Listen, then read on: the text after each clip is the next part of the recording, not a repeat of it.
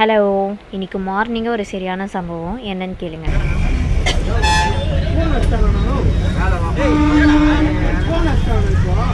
பாவம் அந்த அண்ணா யார் மூஞ்சில் முடிச்சாங்கன்னே தெரியல. அந்த பஸ்ஸில் ஏறி 5 செகண்ட்ஸ் தான் இருக்கும், ஃபோன் எடுத்துகிட்டு இருக்காங்க. அது ஏறும் போது எடுத்தாங்களா இல்லை பஸ்ஸுக்குள்ளே நின்னோன்னே எடுத்தாங்களான்னே யாருக்குமே தெரியல.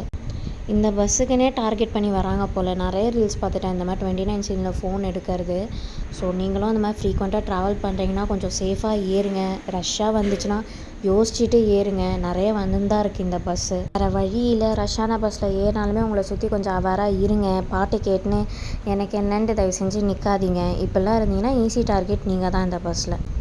ஸோ நானும் இனிமேல் அவேராக தான் இருக்க போகிறேன். ரஷ்ஷாக பஸ்ஸில் கண்டிப்பாக நான் ஏற மாட்டேன். நான் ஆஃபீஸ் லேட்டாக போனாலும் பரவாயில்ல, இப்போல்லாம் ஏறி நான் முந்த நூடுல்ஸாக நான் போகிறதில்ல ஆஃபீஸ்க்கு. ஸோ நீங்களாம் 29 ஃப்ரீக்வெண்ட்டாக ட்ராவல் பண்ணுறீங்கன்னா சேஃபாக ட்ராவல் பண்ணுங்கள். நாளைக்கு இன்னொரு வீடியோவில் பார்க்கலாம். பாய்.